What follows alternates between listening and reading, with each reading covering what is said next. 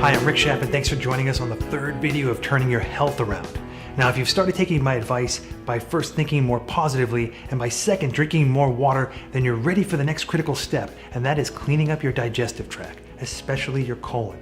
Now, the old adage, you are what you eat, is kind of true, but it would be more accurate to say that you are what you absorb. The truth is that you can eat all of the best foods possible, but if your digestive capabilities are impaired, you won't be able to absorb and utilize those nutrients your body needs to produce radiant health. Now, there are many things that cause digestive issues, but we're going to focus on what I consider to be one of the biggest problems. People just don't eat enough foods that have good, helpful fiber in them. Our bodies were designed to work by taking in about 30 to 40 grams of fiber a day, and unfortunately, the average American only eats about 10 grams. So without enough fiber, the muscles that help move food through the intestinal tracts don't have anything to grab onto. It's kind of like spinning your wheels in the mud. It just doesn't go anywhere. So the main thing to remember is that whenever you don't get enough fiber from vegetables and fruits, things can get stuck and basically start to rot. Okay? Those create toxins which are eventually going to be absorbed back into your body, and as you can imagine, this mess will destroy any progress and lead to a variety of health issues, okay? Additionally, this undigested food can get caked up on the inside of your digestive tract or up on the walls and prevent you from absorbing future nutrition, okay? So from studying primitive cultures, we know that the sign of a healthy digestive tract includes a regular bowel movement 2 to 3 times a day, with a minimum of at least one. Surprise, right?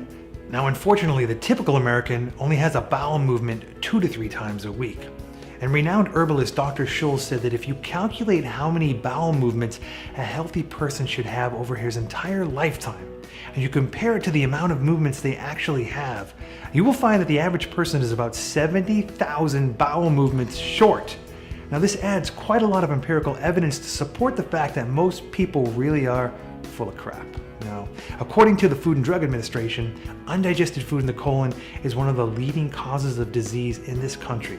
They also estimate that the average person carries between 5 and 22 pounds of compacted fecal matter in their colon, for real. And the evidence speaks for itself. Colon cancer will kill over 60,000 people this year, more people than prostate or breast cancer.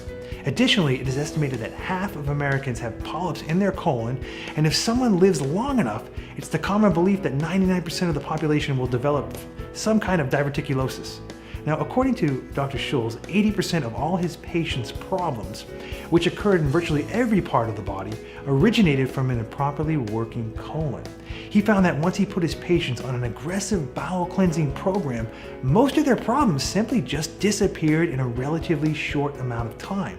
Now, I'm sure you're wondering, how could that be? But simply put, the colon physically touches and it presses up against many other parts of the body. So when it becomes impacted and enlarged, it starts to crush other surrounding organs like the bladder or the gallbladder or nerves from the spine.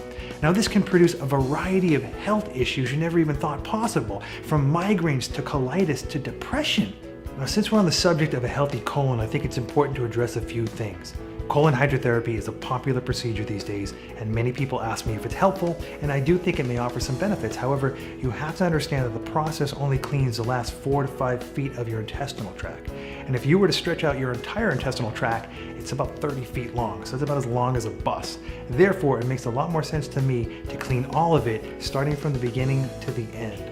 That said, one of the best ways to do that is to drink some type of bentonite clay product. It works kind of like a mud mask, you know? You actually put bentonite clay on your face and it pulls things off. It works the same way on the intestinal walls. It goes on there and it pulls things off that shouldn't be there, like old fecal matter, or pharmaceutical residue, or maybe a marble you ate as a child. Whatever's there is going to get pulled off and you're going to start absorbing better. Another thing worth mentioning is that you can eat a lot of fiber and still remain constipated if you don't drink enough water, because fiber collects water like a sponge, and both of them together help move food smoothly through your system. Okay, we should be really excited right now because we are setting up a fantastic base to generate better health. We are thinking more positively, we are hydrating ourselves, we are getting our intestinal tract cleaned up, and at this point, our health has no choice but to start turning around.